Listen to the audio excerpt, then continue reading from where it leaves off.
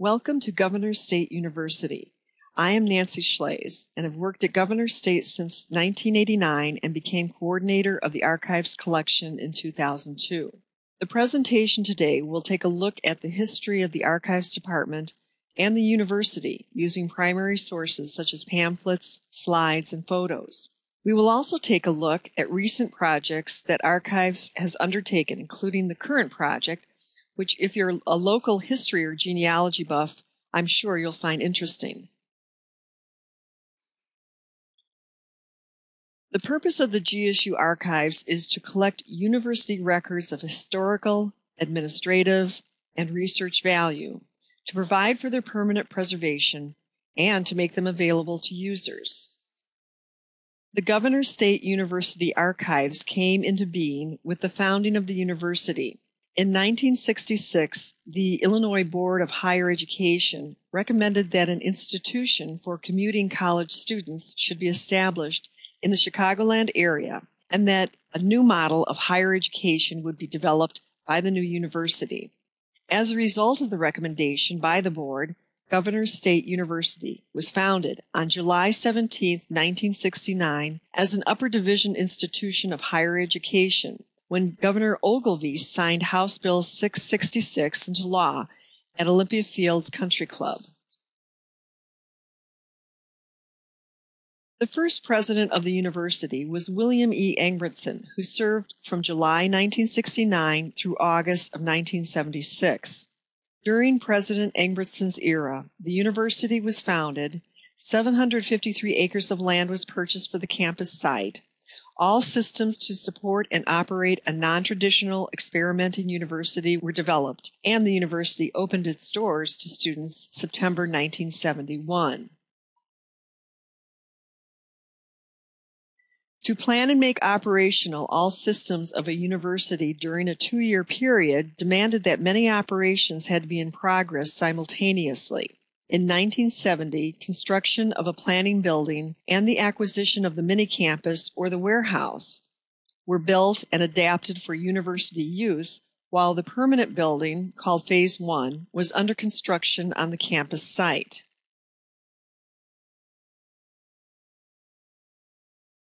Carl Peterson is credited with initially collecting material. Next, Dr. Anthony Way, the director of the Learning Resources Center, was designated university archivist. He set up a simple filing system which was mostly subject-oriented. An appeal was made university-wide for materials. Unfortunately, the influx of material was minimal and sporadic. By the end of 1974, total accessions amounted to only about 14 cubic feet of material.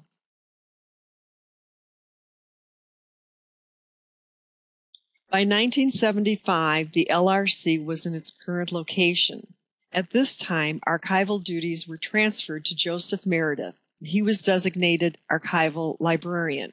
During much of the ensuing period, the archives were located in a cubicle in the reference office area. Forms for recording accessions and for labeling boxes and folders were adopted and printed. Despite limited staff time allotted to archives work, the archives continue to grow reasonably well organized.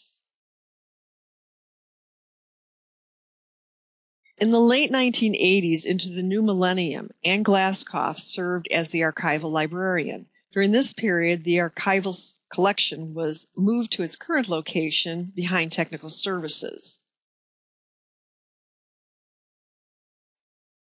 The Archives Department contains 5 collections. The main one is the original collection, where we accession official records and publications from both departments and faculty or staff, historical papers related to the university, and audiovisual, cartographic, or blueprint material.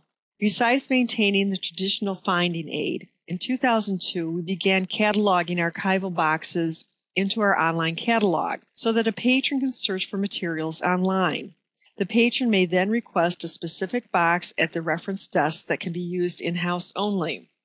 Our digitization efforts have reduced the handling of original documents, since patrons can access the source material online. We identify the more popular material to digitize, such as early course catalogs, the student newspaper, and staff newsletters. Here you see a portion of this original collection located behind our Technical Services Department.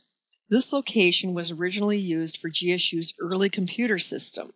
The floor is raised about a foot off the concrete, typical of huge computer rooms from earlier times, which ran the massive amount of cables below the raised floor to connect components.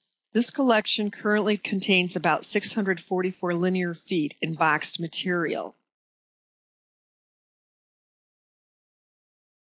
The rare book collection holds strengths in African American literature, particularly in civil rights, as well as numerous scripts of theater plays.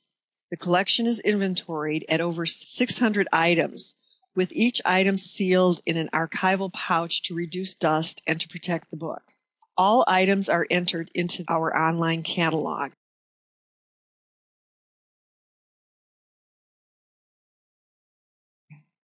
We have thousands of course syllabi stored in the file cabinets seen here. Since colleges are not required to submit syllabi to archives, the collection is incomplete. Some of our collection is digitized and available through the GSU Vault, also known as DSpace, which is the digital repository for the university.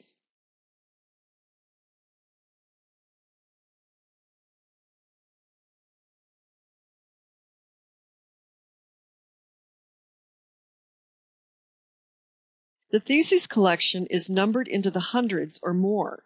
Again, all students are not required to submit their theses or final projects to archives. However, if a thesis or project is donated to the library, we try to have 2 copies available, the first in archives and the second in the general collection so that the item may circulate. The library is also initiating a pilot project to have students submit an electronic copy that is available digitally through the GSU Vault.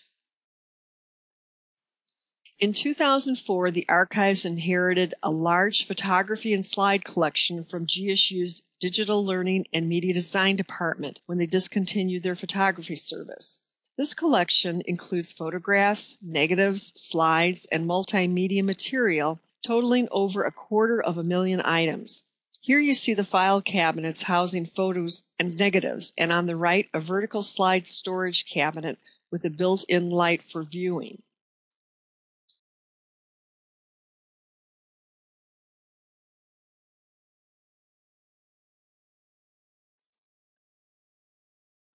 In December of 2008, the University Library received the scripts, costumes, and accessories used by Anne Burke Cooper, who presented dramatic monologues across the nation from the late 1920s until the early 1960s.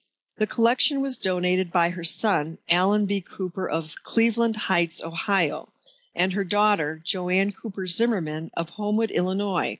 In 1987, Ms. Zimmerman donated to the University Library play programs and publicity brochures from her mother's career. This most recent gift from the Cooper family augments and enriches the previous collection. The library hopes to restore, preserve, and exhibit the costumes in the near future. In 2009, GSU celebrated its 40th anniversary, and the Archives Department staff, which includes colleague Erin Engelbrecht and myself, coordinated the 40th Anniversary Historical Research Subcommittee. Our group supplied the main planning committee with source documents, photos, and slides to be used during the numerous activities and celebrations. Much of this material was digitized so that it could be used in videos and other multimedia presentations. Our current project is the digitization of the Monee Township historical records from the 1800s. These records have been stored and faithfully guarded for many years in an iron safe located in the township offices. The records include reports of the township assessor, road commission reports, thistle commission reports, listings of stray farm animals, and health commission reports, among others. This project is designed to preserve these records in digital format and to make them available through the GSU Vault to researchers in various fields. With the cooperation of the Township Board, Professor Emeritus Dr. John Mendelson and I received a university grant to digitize the Assessors Books and make the electronic format available for public research. The assessor's records provide a detailed look at the real and personal property of township residents in the latter half of the 19th century. 18 separate records are available from 1852, when the township was still known as Cary, through 1883. During these years, the township, with the exception of the village of Monee, was exclusively agricultural. The taxable elements thus were mainly cropland of various acreages and livestock of various kinds. When taken together, the records form a picture of the farming community in an earlier time, when farms were complete systems with a diversity of crops and livestock, and in the years before industrial agriculture transformed the landscape.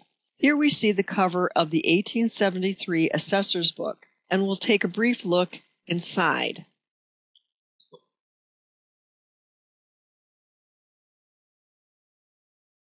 Now inside this book, we see some of the various columns listed as taxable real estate. If you view the complete document at the link provided at the bottom, you will also find how many cows, horses, hogs, and dogs an owner possessed, just to list a few items of personal property. Here we focus on the owner, William H. Newton. His land is located in Section 2 of the Township. The next slide associated this information with a beautifully rendered plat map of the township completed in the same year. Here we see Section 2 of Monee Township, with Mr. Newton's land located in the northeast quarter of the section.